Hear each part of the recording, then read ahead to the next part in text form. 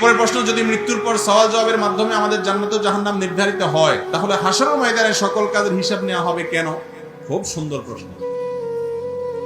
কবরে জবাব হিসাব নেওয়ার পর, সওয়াল জবাব হওয়ার পর আল্লাহ রাব্বুল আলামিন বান্দাকে জান্নাতি হলে জান্নাতের নেয়ামত দিবেন, আর জাহান্নামী হলে জাহান্নামের শাস্তি দিবেন। তাহলে ফয়সালা তো হয়েই গেল, কিয়ামতের ময়দানে হিসাব নিকাশ করার দরকার। প্রশ্ন বুঝতে পারছেন?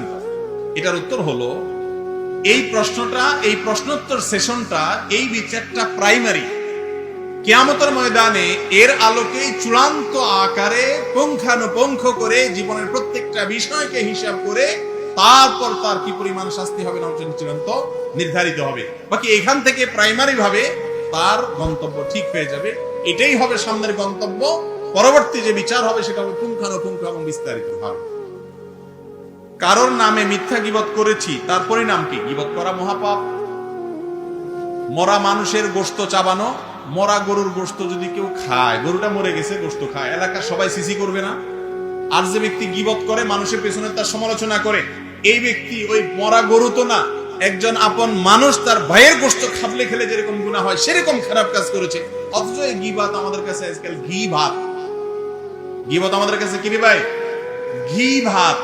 এটা ছাড়া তো মসজিদ জমেই না, চায়ের দোকানের আড্ডা জমেই না। দুইজন মিলে তিনজনকে নিয়ে, তৃতীয় জনকে নিয়ে সমালোচনা করে। পর্নোগ্রাফি থেকে কিভাবে বাঁচতে পারি? পর্নোগ্রাফি থেকে বাঁচার বুদ্ধি হলো, যেই মাধ্যমে পর্নোগ্রাফি আপনার সামনে আসে সেই মাধ্যমগুলোর সাথে নিজের সম্পর্ককে ছিন্ন করা। কথা বুঝছেন? মোবাইলে আসে, তাহলে অ্যান্ড্রয়েড সেট বা স্মার্টফোন এটা চেঞ্জ করে ফেলেন, করে কম দামে মোবাইল কিনেন। কোন ফেসবুকের মাধ্যমে আসে, আইডি ডিঅ্যাক্টিভ করে ফেলেন, আর ফেসবুক অ্যাক্টিভিটিস রাখেন না।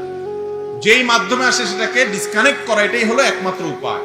সেগুলো সব খোলা রাখা, আমার কাছ থেকে আমল আর দোয়া চাইবেন, দোয়া বলে দিব আর অটোমেটিক আপনি ফেরেশতা হয়ে যাবেন, এরকম কোন দোয়া আমার জানা নাই। পাপের পথ বন্ধ করতে হবে। আল্লাহ তৌফিক দান করুন।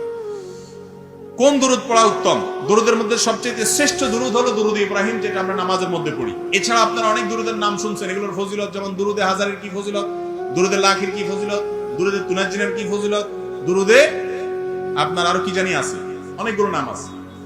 এই জাতীয় যত দুরূদ আছে, এই সব দুরূদ মানুষের বানানো, যেগুলোর নাম বললাম। একমাত্র দুরূদের মধ্যে সবচেয়ে শ্রেষ্ঠ দুরূদ হলো আমরা নামাজের ভিতরে যে দুরূদ পড়ি, দুরূদ ইব্রাহিম, সেটা নবী করিম সাল্লাল্লাহু আলাইহি ওয়াসাল্লাম নিজে শিক্ষা দিয়েছেন। ইবনে হাজার আসকালানী রাহমাতুল্লাহ বলেছেন, এইজন্য এটা সবচেয়ে শ্রেষ্ঠ দুরূদ। আর সংক্ষিপ্ত পড়তে চাইলে সাল্লাল্লাহু আলাইহি ওয়াসাল্লাম পড়তে পারেন। আর যে দুরূদগুলোর নাম বললাম, এগুলোর বিশেষ কোনো ফজিলত আছে এটা বিশ্বাস করা যাবে না, কারণ হাদিস দ্বারা সেটা কিনা প্রমাণিত না। অর্থ ভালো হলে যে কোনো দুরূদ পড়া যায়, সেটা ঠিক আছে। উত্তম হলো ওইটা, দুরূদ ইব্রাহিম।